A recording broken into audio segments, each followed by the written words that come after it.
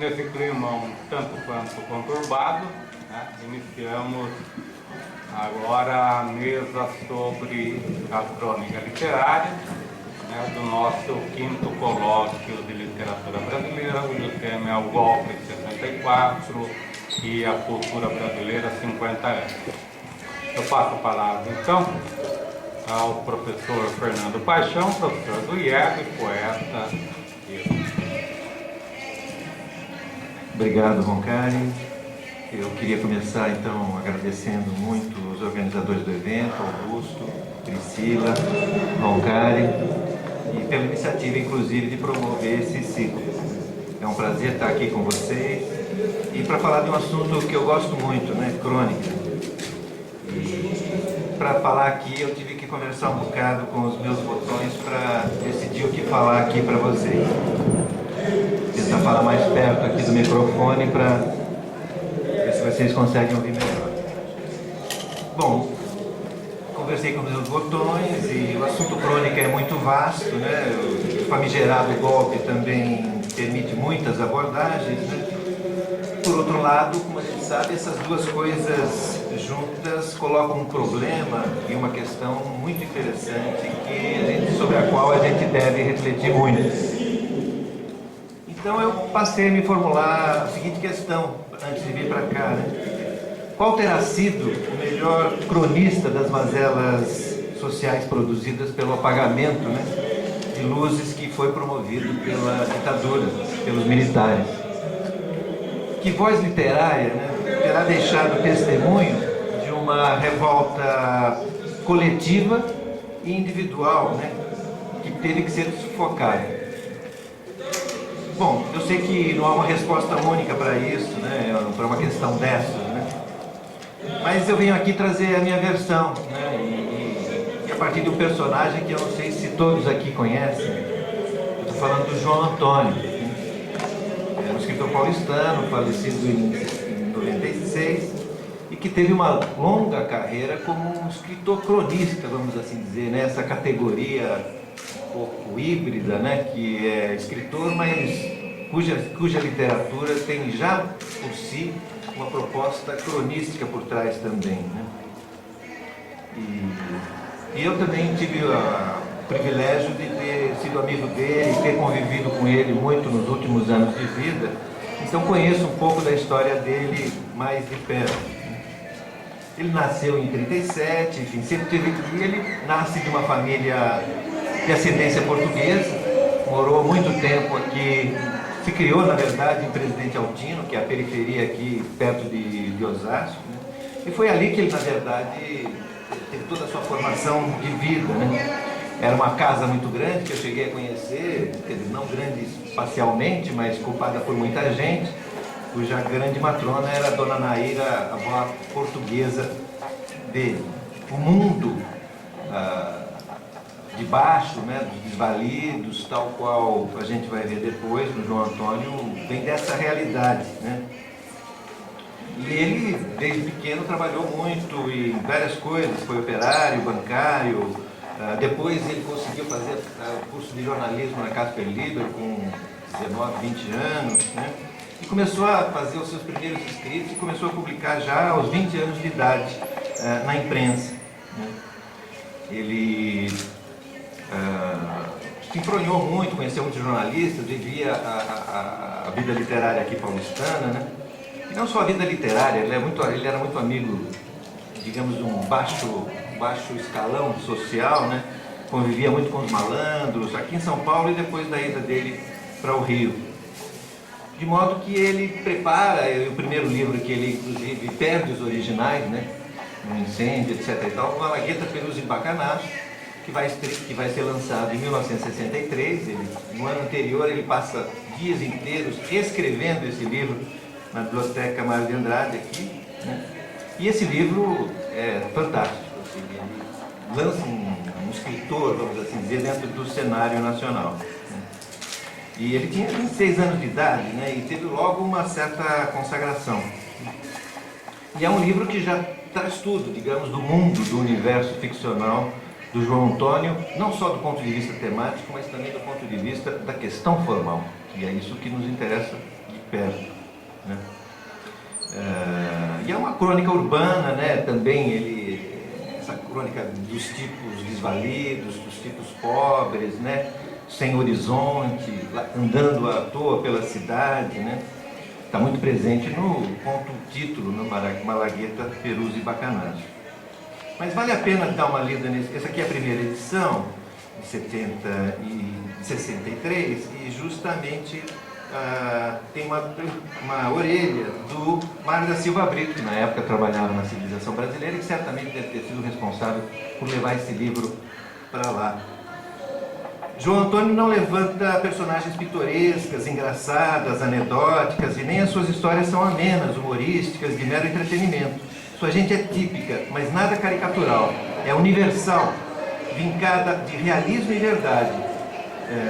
Possui a sua própria valência, o seu peso específico.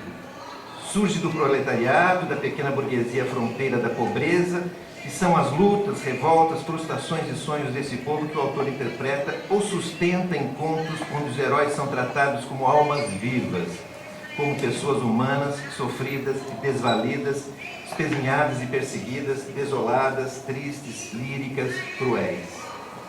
E por aí vai. Poeta dos malandros e dos pobres diabos, perquiridor dos sentimentos desalentados, desse descontentamento indefinível que marca dramaticamente o homem moderno, João Antônio traz para as letras brasileiras uma contribuição nova e firma-se de pronto como um valor que acrescenta à literatura de uma visão original, personalíssima, séria e fecunda. De certa maneira, mais tarde, o Antônio Cândido vai reproduzir um pouco essa ideia, inclusive, sobre o próprio livro, porque depois ele escreve um prefácio, né? Mas já na estreia também, o Paulo Ronen, que escreve sobre o livro, coloca: as personagens que às vezes se confundem com o autor são em sua maioria do submundo, jogadores de sinuca, prostitutas, traficantes, alcaguetes, há também gente de futebol, da música popular e da publicidade, todas visceralmente identificadas com o seu meio de vida e de morte, que lhes modula os sentimentos e a fala, em perpétua revolta contra a sociedade cuja pressão os esmaga, sejam eles marginais ou não. Com sua fala nervosa, explosiva, brutal, elas nos agridem e nos forçam a darmos um mergulho, queiramos ou não, em seu ambiente. Tal novo boca do inferno, o autor cataloga seus rancores, vomita sua indignação, resmungando pragas e palavrões. Então, isso não só do ponto, volto a ressaltar, não só do ponto de vista temático, né? Essa humanidade dos personagens pobres, vamos assim dizer, desvalidos, que o próprio Cândido, repetindo o argumento do Mário da Silva Brito, vai acentuar, se dá justamente por conta de uma atenção formal. Não é simplesmente detectar o padrão, o nível de pobreza, mas é mais do que isso, é detectar o nível de humanidade desses personagens pobres, para além do tipo. E o João Antônio vai fazer isso dentro de um contexto, faltou ressaltar aqui, né, no início da minha fala, dentro de um contexto debaixo da ditadura militar. Ele surge em 63 com esse livro. Esse Malagueta, Perus e Bacanaço é uma história de 3 jogadores de sinuca que perambulam por São Paulo, etc. e tal, e aí tem um final surpreendente, inclusive, etc. e tal. É justamente a sociedade que foi sufocada debaixo do regime militar. Ele teve esse estrondoso sucesso em 63, ingressou mais fortemente no jornalismo e só voltou à literatura, na verdade, na década seguinte, com o Leão de Chácara, em 1975, que na época, já antes até de ser publicado, ganhou o Prêmio de Contos do Paraná.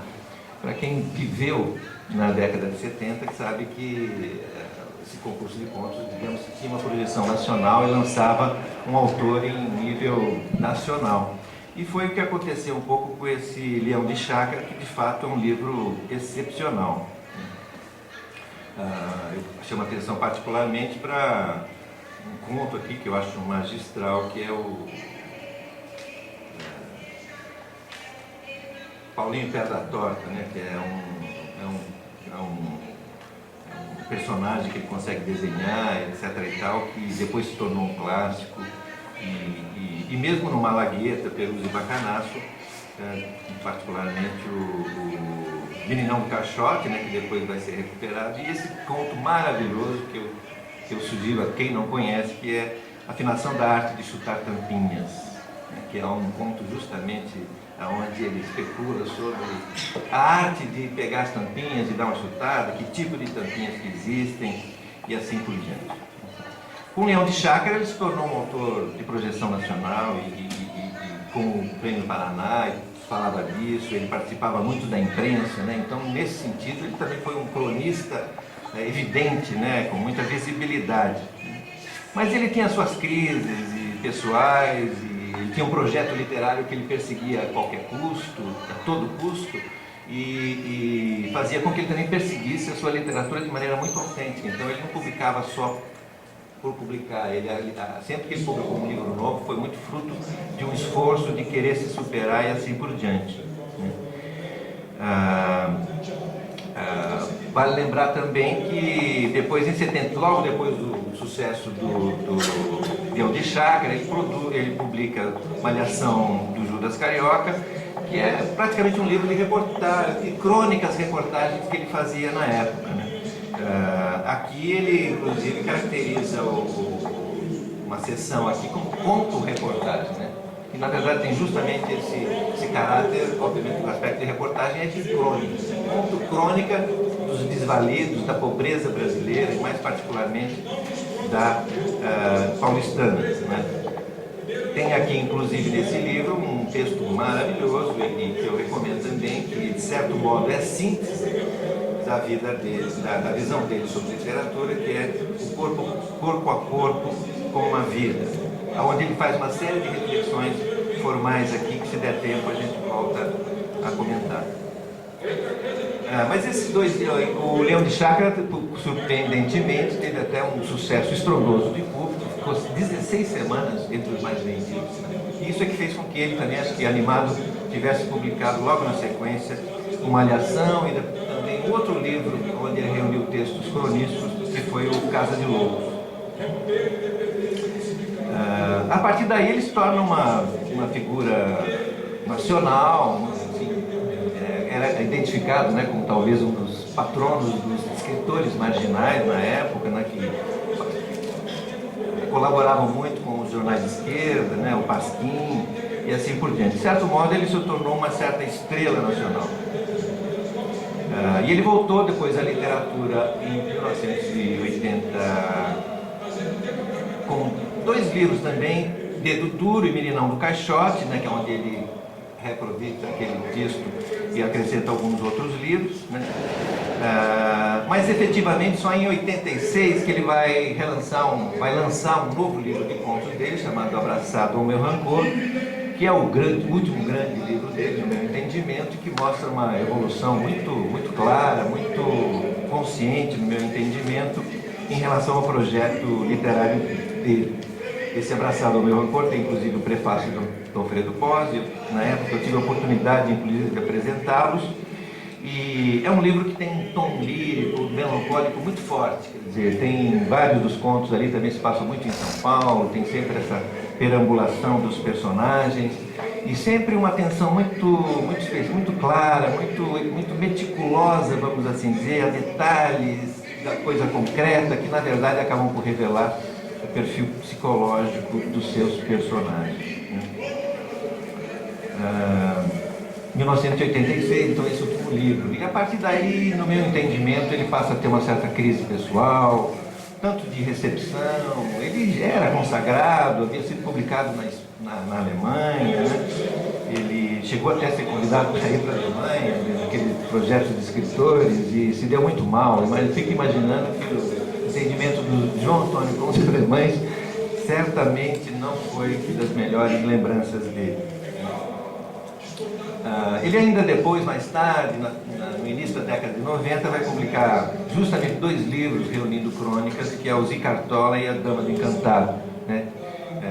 O primeiro de 91 e o segundo de 96. Que também são livros de crônica, que ele escrevia publicando em jornais. Ele precisava de dinheiro, não ganhava muito dinheiro com literatura, e o ganha-pão dele era efetivamente as colaborações dele na imprensa.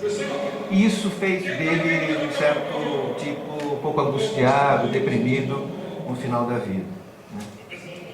Bom, então, apresentado isso, para quem não conhece muito o autor, estou repisando no olhado para quem já o conhece, mas eu queria retomar aqui o início da minha fala ao contar o João Antônio e a relação dele com o golpe de 64. Por que ele terá sido um dos melhores cronistas do que eu chamo de apagamento social produzido pelos militares? E a minha resposta é simples, porque a gente não tem muito tempo aqui para também ficar desenvolvendo altas teorias. Na minha opinião, o João Antônio talvez tenha sido o último representante dos escritores que escreveram com o estômago, né, para falar da sociedade brasileira. Ou, para dizer de outra maneira mais acadêmica, talvez ele tenha sido o último representante do que o Nicolau Shevchenko chamou de literatura como missão, né? Não sei se vocês conhecem o livro do Nicolau, mas é um livro extremamente interessante, onde ele faz o contraponto entre justamente Euclides da Cunha e o Lima Barreto, identificando nesses projetos literários duas noções de Brasil, duas identidades brasileiras, dois modos de ter a literatura como missão, né? Porque o Euclides também assumiu a literatura como missão, como a gente sabe, né?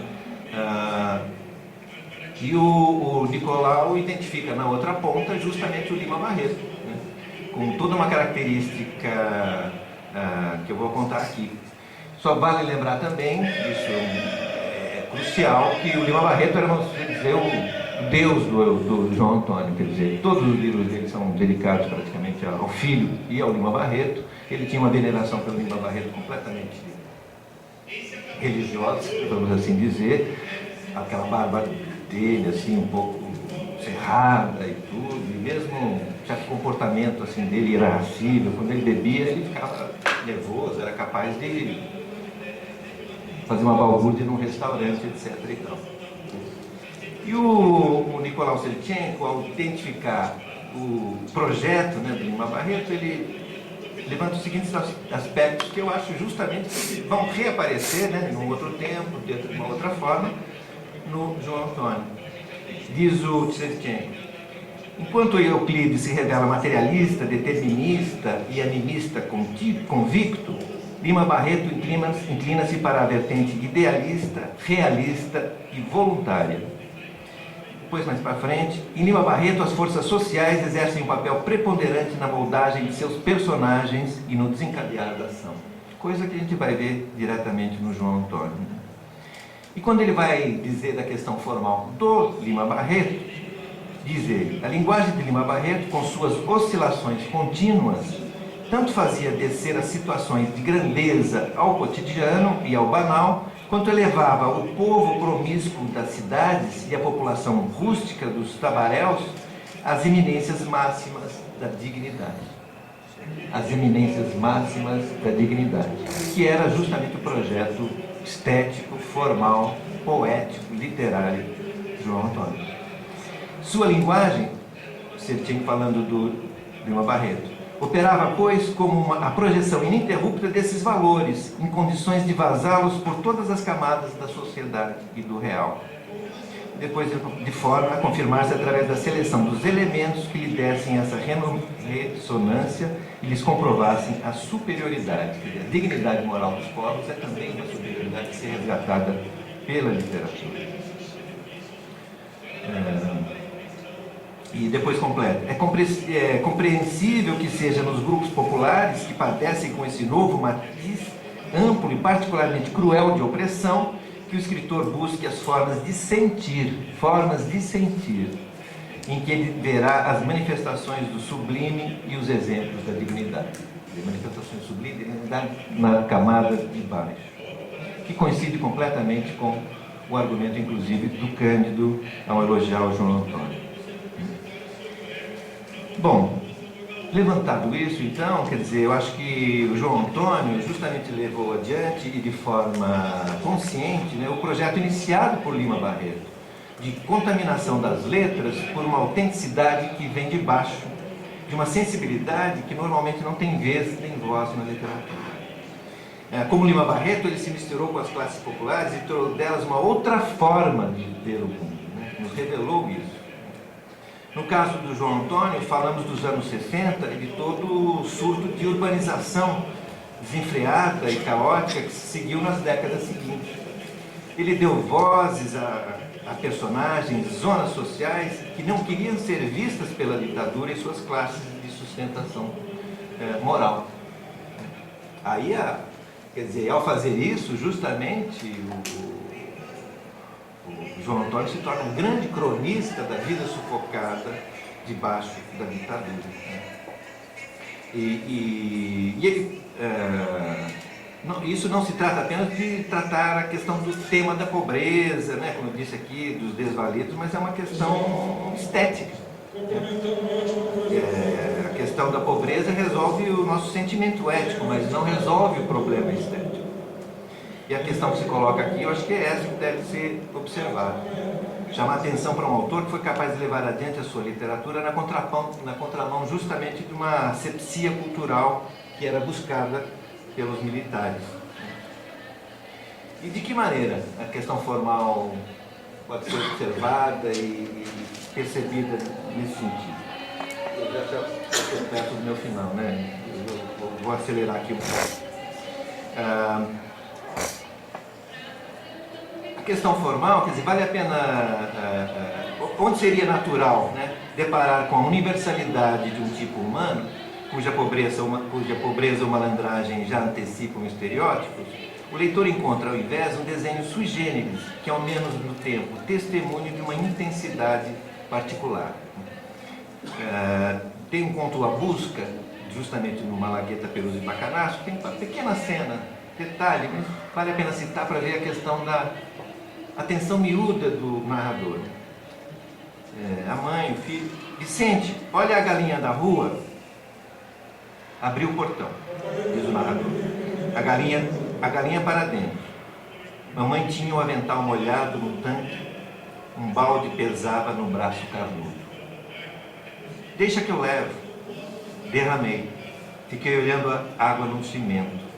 A que estava era precisando de uma escova forte. Começo do limo nas paredes. Sujeira. Quando voltasse, daria um jeito no tanque. As manchas verdes sumiriam. Vai sair já? Espera o sol descer um pouco, diz a mãe. Quer dizer, uma cena tão pequenininha, né? Mas a atenção, o filho, né? A atenção particular, detalhe, o balde que pesa no braço, essas coisas pequenininhas estão para além do tipo social. É essa questão formal que interessa, é dar dignidade aos personagens, é por essa via. Mostrar que eles têm uma forma de sentir muito peculiar e própria. Isso se dá à maneira de uma montagem de recortes, né? Quer dizer, frases que às vezes nem têm o verbo, né? Que sucedem por sobreposição, né? Sem falar também da mistura de léxico, né? O João Antônio tem essa arte de justamente pegar o gíria e transformar coisas que são castiças, portuguesas, né? Ele tinha um ouvido muito português, tinha sido leitor de Essa de Queiroz, inspirador daquele livro As Farpas, com o Mário Ortigão, que é um dos grandes livros de polêmica, né, que temos na língua portuguesa. Então, esse aspecto formal eu acho importante salientar, porque como é que eu poderia caracterizar essa linguagem, então, de João Antônio? Eu empregaria um paradoxo do ponto de vista de estilos. Eu acho que a linguagem do autor apresenta uma espécie de um realismo lírico para tratar da pobreza e dignidade, né, desses seus personagens. Né? E esse é o seu pulo do gato. Ele vai falar no corpo a corpo com a vida e vai chamar de realismo crítico, que era a intenção dele. Mas eu, particularmente, nessa atenção ao miúdo, etc. e tal, eu prefiro chamar de realismo lírico. Eu penso que a literatura como missão, assim entendida, não se restringe ao tema, como eu já falei, né? Mas sim uma questão de vida e de forma. Confesso que tenho, por outro lado, né, eu confesso que tenho dúvidas de que hoje seja possível resgatar esse espírito de literatura como missão. Ou eu não sou capaz de observar isso hoje em dia nos escritores atuais. Acho que mesmo aqueles que tratam da pobreza e da violência, me parece que tratam como coisa externa, vista com os olhos da razão, ou dentro de uma perversidade social onde às vezes não tem mais vez a sensibilidade. e sem um trabalho formal que de fato seja espelho de uma outra sensibilidade, na contramão da logorreia promovida pela mídia e o chamado mercado de interesses. Eu cheguei até a fazer um artigo tentando mostrar a diferença do tratamento da pobreza e da violência entre a Carminha Maria de Jesus, no Quarto Despejo, e o Ferrez, no Capão Redondo, né, para mostrar justamente que o quanto aquela pobreza da Carminha Maria de Jesus era digna, era humana, era ingênua, né? Ingênua, enquanto que a violência, né, do livro do Ferreira e tudo mais já trabalha com estereótipos e com tipos sociais onde não há mais espaço para isso, né? Então eu me pergunto, será que é possível fazer hoje uma literatura com missão nos moldes que o João Antônio fez? Né? Eu estou desconfiado que não. Quer dizer, mudou a literatura, mudou a sociedade. Vivemos um tempo em que a literatura com missão foi substituída pela literatura de marketing, né?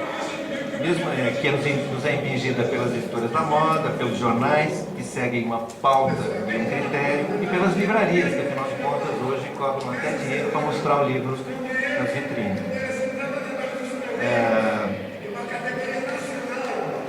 E para mostrar que, para comprovar, na verdade, que o João Antônio era um autor com esse projeto todo, eu não vou me estender aqui, mas só vou apenas relatar uma pequena coisa. Em 1996, antes dele morrer, ele estava muito deprimido e eu, querendo animar ele um pouco, tentei fazer com que ele escrevesse um livro de reflexão sobre literatura. Usei o argumento de que o Lima Barreto tinha feito isso, ele pouco tinha feito isso, algumas vezes, mas pouco tinha feito isso. Naquele momento ele tinha uma visão muito clara do que fazer, estava deprimido, enfim, e mandei para ele como estímulo. No início ele não quis, refutou a ideia, mas no início eu provoquei, mandando para ele um livro do Julien Gracq, um autor francês, justamente chamado Literatura do Estômago, um panfleto da década de 40, onde ele ataca todo o contexto e o sistema literário francês na época de ser como que temos hoje no Brasil, quer dizer, ditado pelos escritores, pelas editoras, pela mídia, etc. Então, o João Antônio adorou, tentou fazer algo nesse sentido, mas enfim, ele na verdade acabou por me enviar, em meio a várias cartas, um pequeno manifesto, vamos assim dizer, que ele chamou de Olhar Baço da Literatura Engambelada, né? Eu não vou ler aqui, mas eu trouxe algumas páginas e você vou depois da fala dos colegas, para vocês levarem para casa, lerem e assim por diante, porque afinal de contas aqui, esse texto é de 96, ele não é inédito hoje, mas foi lido por pouca gente, porque foi divulgado num artigo que eu publiquei na revista do IEB em 2010. E é justamente um diagnóstico, né? Só vou ler o comecinho, né? Há uma crise no país. 96. Feia a coisa. Há uma tensão generalizada. Na cena urbana, quem não for nosso amigo é inimigo. A começar pelo vizinho, homem anônimo, disputa o lugar nos ônibus, na fila do banco, no elevador. Nas nossas ruas, a miséria substituiu a pobreza e a penúria é legião. A violência instalou guerra nos morros antigamente cantados pela veia lírica no samba de canção. A Goia, ó Nosso Senhor Dom Luiz Brunel. Ele tinha um estilo completamente peculiar. Já vivemos idos do humor carioca, fagueiro, ancestroso e por aí vai. E no final ele acusa, na verdade, a literatura vigente e de sucesso no país como a não literatura. E ele diz, a não literatura ameaça, vai tomar conta. Por aí vai. E por aí vai. Ele vai falar, a mim, entre outras, me tem sido imputado o ato maníaco de criar palavras e exortar o uso da gíria. Dia desses, pedi a um desses leitores anotasse as tais palavras da minha criação. Afinal, não me julgo tão rico ou inventor. Aborreço a falsa modéstia de ordinária deslavada e sonsa demagogia. Cada um se esforce e conheça os seus limites. Lá vem a lista de algumas palavras inventadas, porque não inventou, na verdade existiram por mim. Lê-se esbórnia, crisol, chumbregar, tutuba, engambelar, e por aí vai. Há muito de amedrontador nessa não literatura através de seus sucessos engendrados.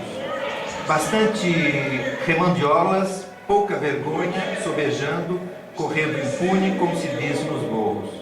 Há perigo nesse barulho e nessa confusão.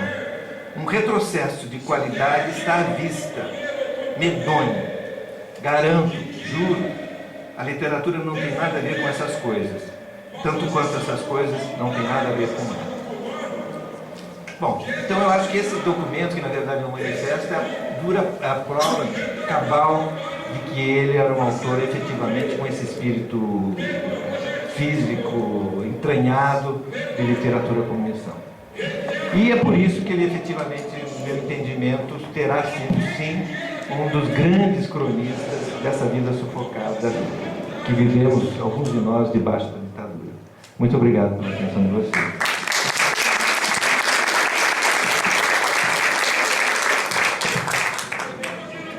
Passo a palavra agora à professora e amiga Telê Porton Campona Lopes.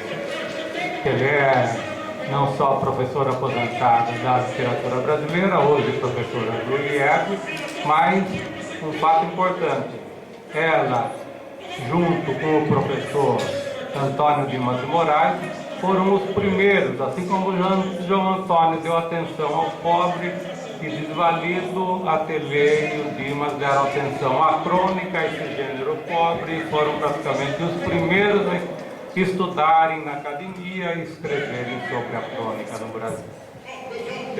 Muito obrigada, Luiz. E quero agradecer o convite e dar os meus parabéns a essa iniciativa tão boa e tão oportuna da Priscila, do Luiz Rogari e do Augusto Massi, promovendo esse simpósio. A minha intenção é lidar com um texto que provocou polêmica em 1971, na Semana da Pátria, e diz respeito ao cronista paulistano Lourenço de Avéria, nascido em 1937 e morto em 1933 e morto em 2008.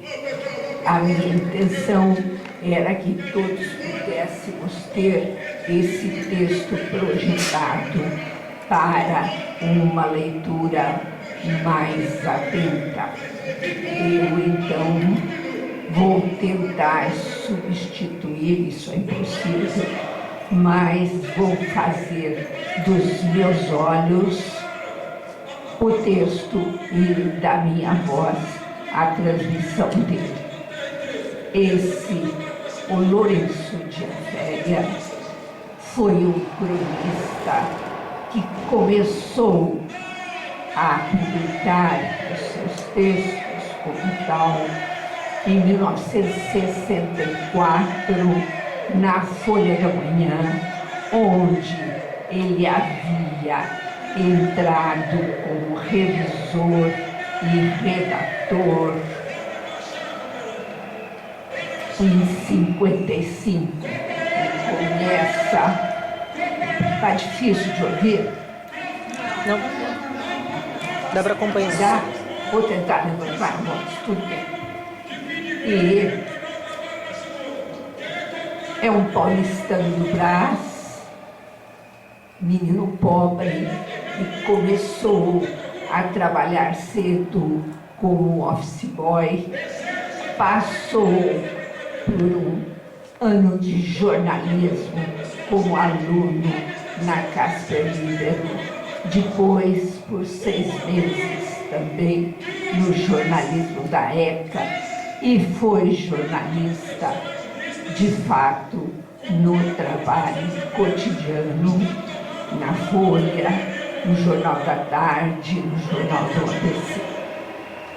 E em 1971, em 1º de setembro, ele está, portanto, na Folha de São Paulo, que é em nossos dias, aliás, na Folha da Manhã, que se tornou a Folha de São Paulo. Dias antes ocorrera um fato trágico no Zoológico de Brasília. O sargento Rolemar, Silvio Rolemar, que estava lá passeando a paisana com a mulher e os filhos, de repente vê um garoto cair no tanque das ariranhas. E ele tenta salvar e salva esse menino, mas perece destroçado pela voracidade dos bichos. E o Lourenço de Avelli escreve em 1º de setembro esta crônica. Eu vou ver. Herói, ponto. Morto, ponto. Nós. Não me venham com besteiras de dizer que herói não existe. Passei metade do dia imaginando uma palavra menos desgastada para definir o gesto desse sargento Silvio, que pulou no poço das ariranhas para salvar o garoto de 14 anos que estava sendo dilacerado pelos bichos. O garoto está salvo. O sargento morreu e está sendo enterrado na sua terra. Que nome devo dar a este homem? Escrevo com todas as letras. 2 pontos. O sargento Silvio é um herói. Se não morreu na guerra, se não disparou nenhum tiro, se não foi enforcado, tanto melhor. Podem me explicar que esse tipo de heroísmo é resultado de uma total inconsciência do perigo. Pois quero que se lixem as explicações. Para mim, o herói, o santo, é aquele que vive sua vida até as últimas consequências. O herói redime a humanidade à deriva. Esse sargento podia estar vivo da Silva com seus 4 filhos e sua mulher. Acabaria capitão-major. Está morto, um belíssimo sargento morto. E todavia eu digo com todas as letras, prefiro esse sargento herói ao Duque de Caxias. O Duque de Caxias é um homem a cavalo reduzido a uma estátua. Aquela espada que o Duque ergue ao ar aqui na Praça Princesa Isabel, onde se reúnem os ciganos e as pombas do entardecer, oxidou-se no coração do povo. O povo está cansado de espadas e de cavalos. O povo urina nos heróis de pedestal. O povo desgosta o herói de bronze, irretocável e irretorcível, como as espadonhas lições repetidas por cansadas professoras que não acreditam no que mandam decorar. O povo quer o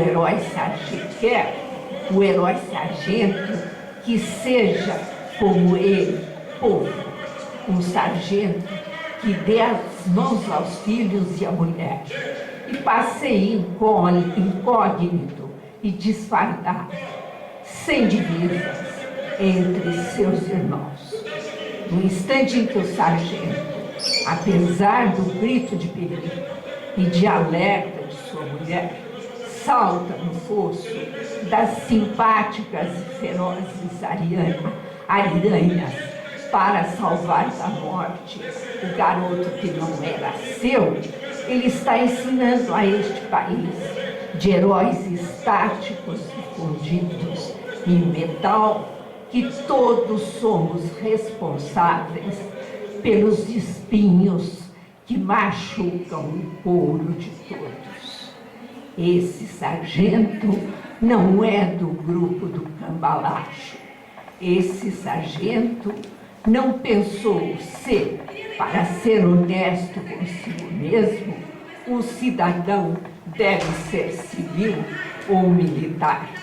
Duvido e faço pouco que esse pobre sargento morto fez revoluções de bar na base de uísque e farolagem.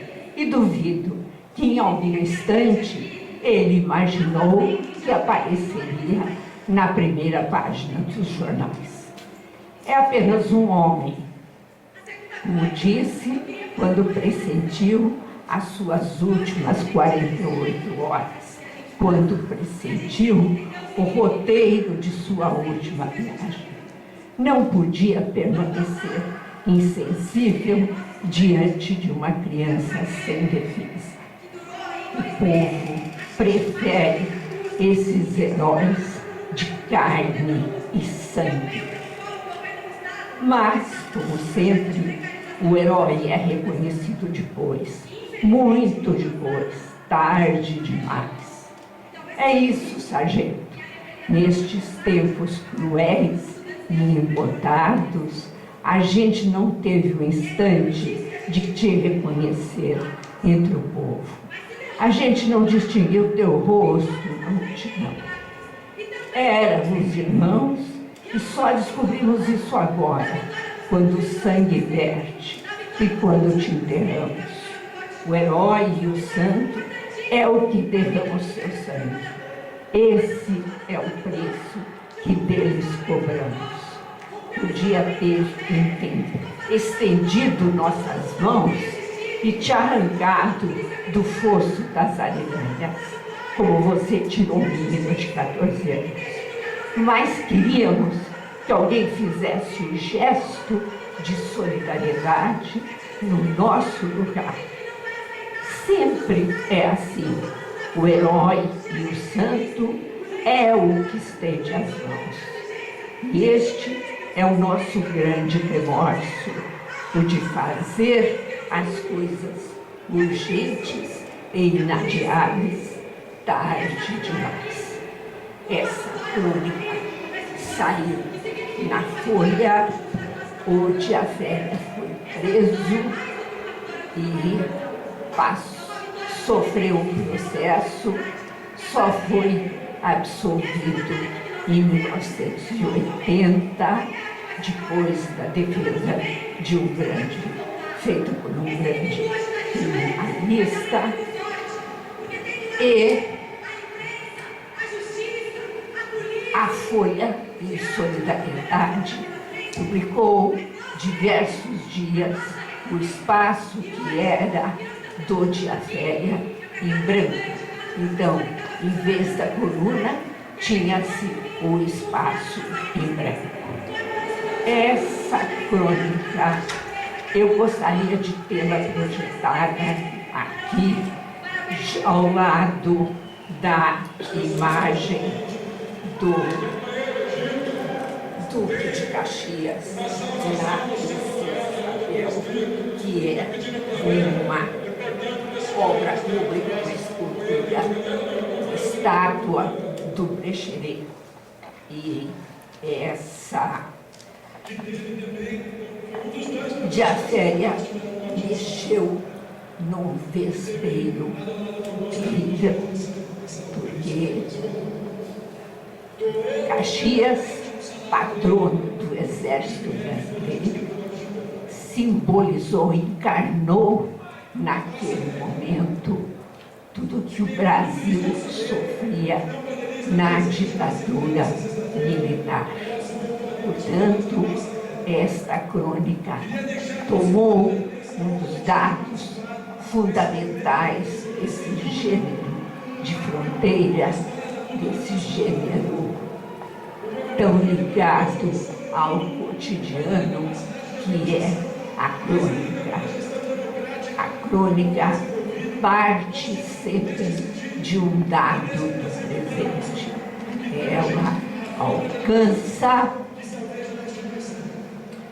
como nos ensina Antônio Cândido, e como disse Marta Silva Brito na orelha do livro do João Antônio, que texto esse que o meu colega Fernando acaba de revelar, esse cotidiano que traz na simplicidade o sentido maior seu enquanto texto, porque, como diz o André Comte-Sponville, filósofo, a simplicidade se iguala à existência, e na medida em que ela se iguala à existência, na crônica ela pode se alçar a traços universais. Esses traços que são do cotidiano, que são do hoje, mas que são de muitos e muitos tempos e muitas épocas. Esse cronista, que não é mais o arauto dos reis, o cronista que escreve a história como estuda justamente o Adorno, esse cronista que usa uma linguagem desamarrada, uma linguagem do cotidiano. Ele está explorando um tema fundamental do homem em todas as épocas: a coragem. A coragem daquele que se lança no seu destino, daquele que é capaz de escolher e fazer dessa escolha o sentido maior da sua vida, de jogar com. Desculpe, eu acabei de cometer um engano. O narrador da história é o Walter Benjamin, perdão, que diz isso. Não é o Adorno, não. Eu não me lembrei e me enganei e corrijo aqui. Ele traduz, o cronista, ao traduzir a sua experiência, os seus sentimentos diante da realidade, ele consegue, ao mesmo tempo que ele capta esse presente, e nesse caso, um presente importantíssimo, porque foi voz no momento das vozes caladas. Foi coragem tão grande quanto a coragem do sargento Silvio ao escrever, numa Semana da Pátria de 77, contra a ditadura militar, denunciando a ausência de sentido do culto das estátuas, como já tinha dito o Mar de Andrade em 1929. Mas eu penso também,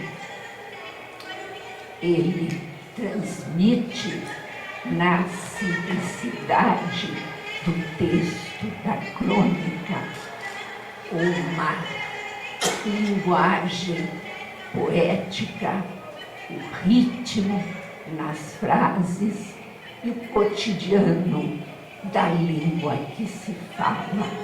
Duvido e faço pouco. Todos nós dissemos isso. Quer dizer, frases que são frases nossas que entram no texto, que plasmam esse texto. E eu penso que essa crônica que marca um conjunto de textos que sobressaem, de fato, que se sobressaem num conjunto de textos do cronista Lourenço de Artéria, é importante para esse momento também especial que nós estamos vivendo aqui na Faculdade de Filosofia da USP. Quer dizer, um momento de fazer como faziam os antigos árcades.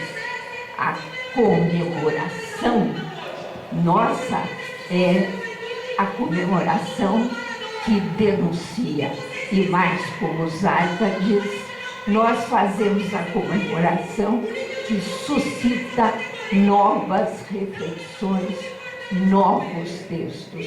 Não comemoramos absolutamente a ditadura, mas comemoramos as vozes que foram capazes de se levantar contra ela, pagando o preço que lhes foi imposto, mas chegando até nós como um texto marcado pelo compromisso com a liberdade. Muito obrigada. Eu, se o texto